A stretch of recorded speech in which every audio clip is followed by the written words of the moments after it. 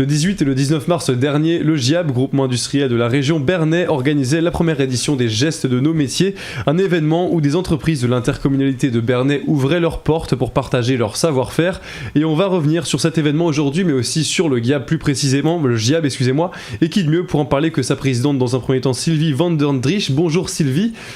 Bonjour. Et Christian Marquis, son vice-président. Bonjour. Bonjour. Alors Sylvie, dans un premier temps, donc la naissance du GIAB date de 1968. Vous en êtes la présidente depuis une dizaine d'années maintenant. Vous le présentez comme un groupement de dirigeants d'entreprises dont les activités diverses défendent, renforcent et développent au quotidien l'activité industrielle de Bernay. Dites-nous en plus sur le GIAB, quels sont les objectifs ? Donc oui, c'est en effet un groupement d'entreprises qui regroupe des chefs d'entreprise, des directeurs de sites, des entreprises de cette région de Bernay dans des secteurs divers qui ont un point commun avec l'industrie. Et ce que nous faisons, en fait, nos valeurs, en fait, ce qui nous anime, c'est de partager, d'organiser des actions concrètes, en fait, d'être dans des projets concrets pour proposer aux entreprises, à nos chefs d'entreprise et également au territoire pour favoriser l'attractivité de ce territoire. Donc effectivement, le GIAB, c'est des réunions trimestrielles que nous organisons avec des thématiques, à chaque fois une thématique choisie sur un sujet d'actualité le plus souvent. Et ces réunions, nous les faisons dans une entreprise, ce qui est aussi pour nous l'occasion de découvrir, nous chefs d'entreprise, de découvrir l'entreprise de l'un de nos collègues. Donc on est aujourd'hui environ 25 chefs d'entreprise dans ce groupement qui existe en effet depuis 1968. Donc un bel âge déjà dans un premier temps. Un bel âge, absolument. Alors quand on pense à Bernay et à l'Eure en général, on pense tout de suite à la ruralité de ce territoire. Est-ce que vous trouvez que ce territoire justement est peut-être sous-estimé au niveau du secteur industriel, Christian ? Oui, tout à fait. l'Eure est un département très très industriel où se trouve quantité, et Sylvie en est dirigeante puisque Bernay Automation est une entreprise fleuron industriel sur ce territoire. Ici, on a beaucoup d'entreprises qui sont très industrielles, qui sont soit donneurs d'ordre, soit sous-traitants. On a de très gros groupes qui sont présents, qui sont d'ailleurs adhérentes au GIAB. Et puis on a aussi beaucoup de sous-traitants sans lesquels d'ailleurs les grands groupes auraient du mal à vivre. Belles PME qui sont sur le territoire et qui apportent des emplois, des compétences et des ressources pour l'écosystème industriel dont s'occupe le GIAB. On est vraiment centré sur cet écosystème industriel. Alors justement, qui peut devenir adhérent au GIAB et quels sont peut-être les avantages de vos adhérents ? Alors, peut devenir adhérente du GIAB toute entreprise qui a un lien avec l'industrie, que ce soit effectivement une activité de fabrication, prestataire ou fournisseur. Donc, toute entreprise qui a un lien avec le domaine de l'industrie. Et l'intérêt d'adhérer au GIAB, eh bien, c'est de se rencontrer entre chefs d'entreprise, partager nos problématiques, c'est ça aussi en fait le GIAB, c'est le réseau, c'est se rencontrer, ce n'est pas forcément faire du business, on n'est pas nécessairement là pour faire du business, se rencontrer, apprendre à se connaître et pouvoir effectivement avoir envie de mettre en œuvre des projets tels que celui que l'on a mis en œuvre, les gestes de nos métiers, et puis également le label entreprise accueillante que l'on a lancé en 2020. Donc c'est ça finalement l'intérêt de venir au GIAB, c'est être en partage avec d'autres chefs d'entreprise, se connaître et puis être juste dans cette convivialité qui va bien, sortir également de notre quotidien, de notre quelquefois solitude de chef d'entreprise, ça aussi, ça nous fait du bien au niveau du GIAB. Alors, vous avez mentionné les réunions que vous faisiez tout à l'heure, donc des réunions avec à chaque fois des thèmes précis, bien définis. Quels sont les objectifs justement de ces réunions et quels thèmes du coup ils sont abordés ? Je crois que vous avez parlé de sujets d'actualité le plus souvent. Tout à fait, sujet d'actualité. L'année dernière, au mois de juin, nous avons accueilli par exemple la BPI, le directeur de BPI Normandie, qui a pu partager avec nous l'actualité, alors que nous étions en pleine période Covid. Donc ça, c'est un thème. Nous avons eu l'occasion d'accueillir Nicolas Gravel, qui nous présenter le plan de développement. Le président de l'Interco, voilà. Voilà, ça c'est important pour les entreprises du territoire et les dirigeants, évidemment, de savoir quelle est l'intention en fait, du président de l'Interco. Et après, on peut se traiter d'autres sujets tels que, on a eu l'occasion de partager les problématiques autour de l'assurance, par exemple, tout ce qui peut concerner l'assurance. La co-création, le coaching. On a eu plein de réunions comme ça, effectivement, avec des intervenants sur ces sujets-là. Oui.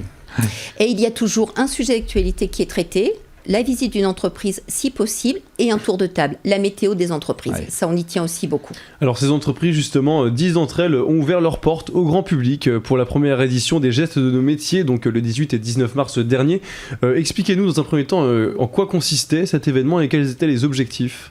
Alors, je vais laisser la parole à Christian parce qu'en fait, ce projet, c'est une idée originale de Christian et je vais lui laisser la parole pour partager l'origine du projet. C'est gentil, Sylvie. Oui, moi je dirige une entreprise de charpente, donc dans le secteur du bâtiment, qui se fournit d'ailleurs en produits industriels, donc la logique avec l'écosystème industriel, elle est toute trouvée.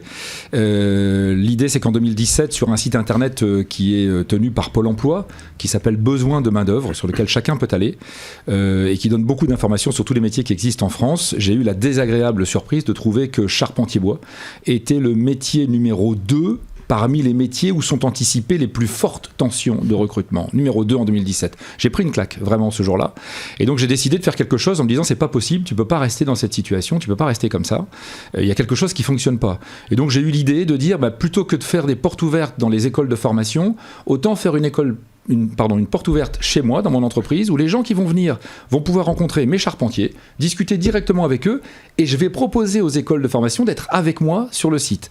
Alors, ils ont été 3 à accepter de venir, le CRF BTP, le lycée Boimard à Brionne et le CFA d'Évreux qui sont venus avec nous. Et c'était en 2018, et en réalité, en 2018, on a eu l'immense honneur de passer de numéro 2 des métiers les plus en tension à numéro 1. Et depuis 2018, nous sommes toujours numéro 1, ce qui est d'ailleurs pour moi un symptôme que quelque chose ne fonctionne pas. Depuis 4 ans en France, charpentier bois, c'est le métier où sont anticipées les plus fortes tensions, et ça n'a pas changé. Je pense qu'on pourrait essayer d'y travailler un petit peu tous ensemble. On a beaucoup de ressources, ce serait bien de les mettre. Et voilà, les gestes de nos métiers, c'est l'idée que j'ai apportée à Sylvie, en disant mais pourquoi est-ce que finalement on valoriserait pas un peu tous nos métiers manuels en fait dans nos entreprises? On en a de très très beaux et très belles histoires. Voilà, et c'est donc à l'occasion d'une réunion que l'on a tous décidé de rebondir sur cette idée merveilleuse et d'embarquer dans le projet quelques entreprises volontaires, et c'est ainsi donc que qu'on rejoint l'action 10 entreprises de la région de Bernay dans des métiers tout à fait différents, puisqu'on a quelques entreprises qui étaient plutôt dans le domaine de la métallurgie, d'autres dans le domaine de la vente, dans le domaine du bois, dans du commerce, même de la prestation de services, comme une agence d'intérim par exemple. Et qu'est-ce qui différencie justement ces journées-là d'une simple journée porte ouverte, comme on peut en voir assez souvent? C'était véritablement la rencontre de jeunes ou de personnes en recherche d'emploi ou en reconversion avec le professionnel qui tous les jours fait le métier.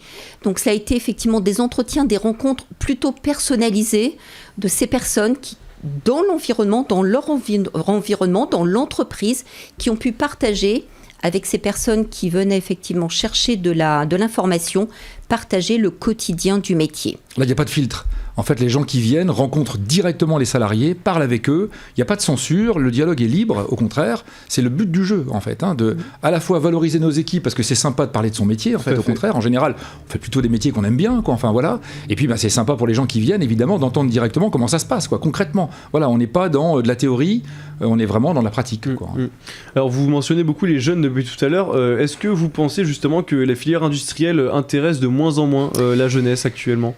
Il nous semble que oui, il y a un vrai sujet là-dessus, et nous sommes vraiment en réflexion aussi pour aller sensibiliser, mobiliser plus les établissements scolaires, puisque cette action, elle était destinée aux jeunes, on ciblait particulièrement les collégiens, les lycéens, et il nous faut encore faire mieux connaître nos métiers auprès des établissements scolaires, des responsables et des professeurs pour faire découvrir les métiers, parce qu'il nous semble que véritablement nos métiers plutôt manuels, subissent toujours ces fameux clichés de métiers vers lesquels on ne doit pas aller, vers lesquels on est orienté par défaut. À l'heure où les parents veulent de plus en plus que leur fils ou leur fille soit avocat, médecin, etc. Absolument. Alors que dans nos entreprises, il y a ces métiers dont l'image elle a complètement changé, des métiers qui maintenant, dont les salaires en fait sont également meilleurs qu'à une époque, et ils ne sont pas sales, ces métiers-là. Ils s'effectuent dans des ateliers plutôt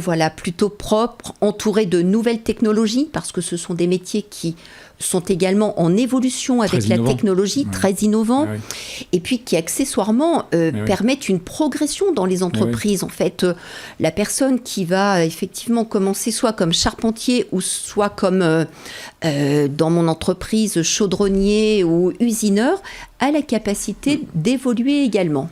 Merci beaucoup à tous les deux d'avoir été avec nous. On arrive déjà à la fin de cette émission. Malheureusement, on peut retrouver des infos sur votre site giab.fr. Merci beaucoup Christian et Stevie d'avoir été avec nous. Et cette émission est comme d'habitude disponible en podcast audio et vidéo sur notre site et application Radio Sensation.